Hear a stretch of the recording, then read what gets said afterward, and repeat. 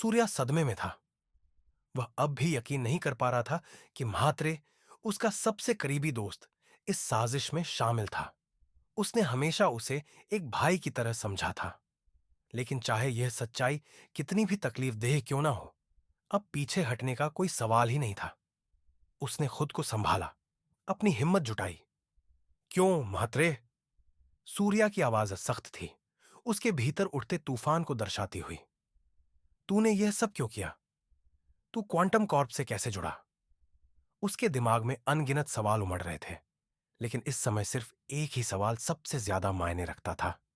नीरन। सूर्या ने म्हात्रे को कॉलर से पकड़कर झंझोड़ा। उसकी आंखों में गुस्से की आग जल रही थी। उसकी आवाज तेज और धारदार थी। मेरा बेटा कहां है? म्हात्रे ने हल्की सी हंसी हंसी। उसके होंठों से खून रिस रहा था। उसने खून थूका और धीरे से फुसफुसाया। मैं तो बस इस खेल में एक छोटा सा प्यादा हूं, सूर्या।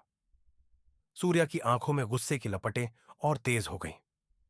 म्हात्रे ने आगे कहा, क्वांटम कॉर्प मुझे लंबे समय से अच्छी रकम दे रहा है। मेरा काम बस एक ही था, तुझे दूर रखना। लेकिन तू जिद्दी निकला, इतनी आसानी से पीछे हटने वाला नहीं था। इसी बीच म्हात्रे का फोन अचानक बज उठा।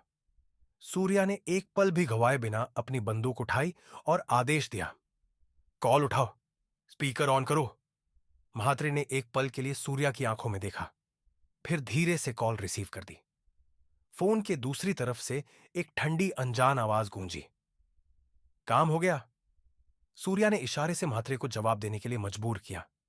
म्हात्रे ने गहरी सांस ली और जवाब दिया, हां, हो गया। लाइन के दूसरी तरफ से आवाज आई, बहुत बढ़िया, बॉस तुझसे मिलना चाहते हैं, तय की गई जगह पर पहुंच जा। सूर्या की आंखें संकीर्ण हो गईं। उसकी आंखों में दृढ़ संकल्प की एक चमक थी। यह उसका मौका था सच को उजागर करने का। और इससे भी ज्यादा, अब वह अपने बेटे के और करीब पहुंच चुका था। रहस्यमयी कॉल करने वाले ने उसे एक मौका दिया था, क्वांटम कॉर्प के आंतरिक नेटवर्क के करीब जाने का, और सबसे महत्वपूर्ण, नीरन तक पहुंचने का। उसने अपनी बंदूक म्हात्रे की कनपटी पर रख दी। यह मीटिंग कहां हो रही है?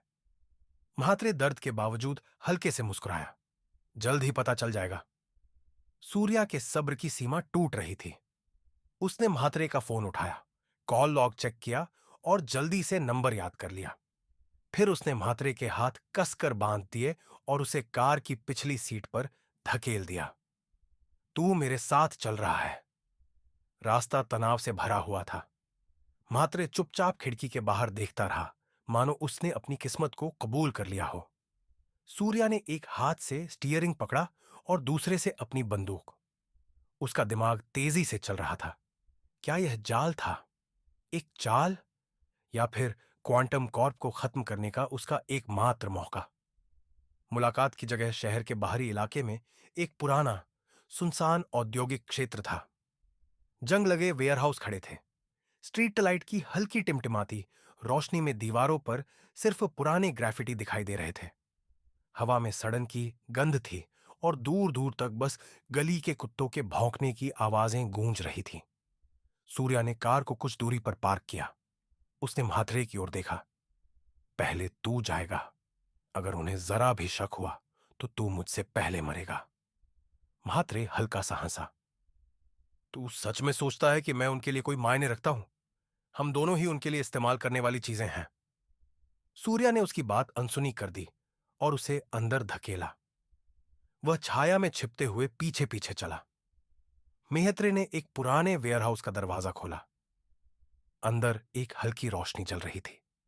जैसे ही वे अंदर गए, काले सूट पहने हुए कुछ लोग पहले से ही वहां मौजूद थे। बीच में एक कुर्सी पर आराम से बैठा एक आदमी था। तेज नयन नक्श, करीने से सवरे हुए बाल और एक ठंडी मुस्कान। म्हात्रे ने लंबी सांस ली। बॉस, यह जिद कर रहा था कि वह खुद आना चाहता है। वह आदमी धीरे से ऊपर देखता है। आह, मशहूर इंस्पेक्टर सूर्या, तुमने हमें काफी परेशानी दी है। सूर्या ने गन तान दी। मेरा बेटा कहां है? आदमी मुस्कुराया। तू सच में सोचता है कि अब तू किसी चीज की मांग कर सकता है? उसने उंगलियां चटकाई। सूर्या के प्रतिक्रिया देने से पहले ही एक तेज दर्द उसकी गर्दन में दौड़ गया। उसकी नजर धुंधली हो गई। उसका शरीर सुन्न पड़ने लगा। बंदूक उसके हाथ से छूट गई। वह लड़खड़ाया, लेकिन उसके अंगों ने उसे धोखा दे दिया। महात्रे, जिसकी कलाई अब भी बंधी हुई थी, गहरी सांस लेते हुए बोला, मैंने तुझसे कहा था सूर्या, तुझे पीछे हट जाना चाहिए था। आखिरी चीज जो सूर्या ने देखी वह थी उस आदमी की ठंडी चालाक मुस्कान जो उसके सामने बैठा था। और फिर अंधेरा छा गया। सूर्या की आंखें धीरे धीरे खुली। उसके सिर में तेज दर्द हो रहा था और उसके हाथ कसी हुई रस्सियों से एक कुर्सी पर बंधे हुए थे। वह क्वांटम कॉर्प की एक लैब में था। चारों ओर मॉनिटर्स चमक रहे थे। उन पर डेटा, न्यूरल स्कैन और कुछ ऐसा जिसे देखकर उसकी सांसें थम गई। नीरन की ब्रेन एक्टिविटी। एक आवाज कमरे में गूंजी, तुम सच जानना चाहते थे इंस्पेक्टर? अब तुम्हें इसे खुद अनुभव करना होगा। एक वैज्ञानिक सफेद कोट पहने आगे आया। उसके हाथ में एक सिरिंज थी जिसमें चमकता हुआ नीला तरल भरा था। शुरू करते हैं।